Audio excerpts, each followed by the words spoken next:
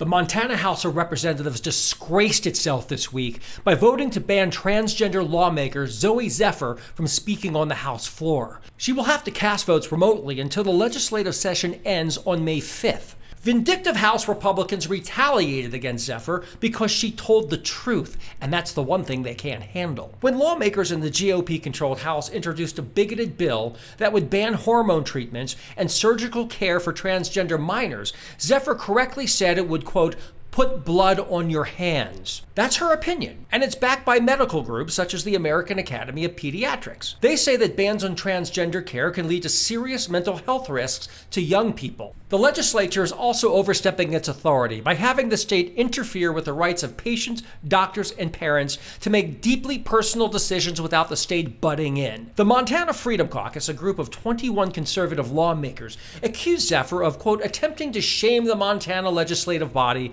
by using hateful rhetoric. They should be deeply ashamed. They are letting personal prejudice guide public policy that affects all Montanans. It absolutely was hateful when they arrogantly abused their power to impose their own religious beliefs on all citizens. Right-wing Christian nationalism is eating at the heart of Montana's democracy, and it must stop. State Senator Keith Regier believes that all laws should be based on Judeo-Christian principles. When asked by the New York Times, is there a middle ground to be found, Regier replied, there probably isn't a middle. You can't have both. Carla Johnson, a chapter president of the Montana Federation of Republican Women, was even more strident and candid. She said, if you want to live here, be a Christian. Does that sound like America? It's what we're used to seeing in places like Russia or Iran, not the United States. Montana Republicans are also trying to cheat to rig a U.S. Senate election. They don't believe that they can defeat Democratic Senator Jon Tester fair and square, so they are working to change the rules to make it easier for a Republican to defeat him. What is weird about the GOP's effort is that the rules would only apply for this specific Senate contest, the one race that Republicans are afraid of losing. The rest of the races would stay the same. Does that sound like democracy? This is what happens when you get an arrogant clique of extremists who think that only their voice matters. They believe that they're superior, that they have a divine right to rule. While speaking on the House floor, Representative Zephyr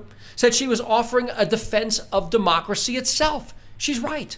And we recently saw a similar outrageous attack on democracy by radical and racist Republicans in Tennessee. Thankfully, that backfired. Across the nation, there are alarming anti-LGBTQ laws being introduced by Republicans. Missouri passed a hideous bill that would ban transgender health care for even adults. Governor Ron DeSantis has made Florida hostile for LGBTQ people. As a result, Miami Heat basketball legend Dwayne Wade, who has a 15-year-old trans daughter Zaya, fled the state to protect his family. Now that's real family values, not the contrived rubbish Republicans are peddling as pro-family. Conservatives want us divided so they can conquer.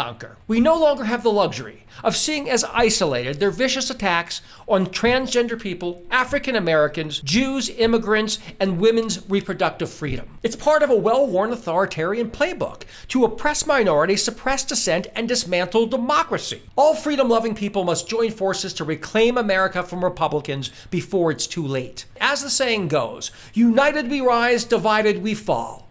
So let's unite.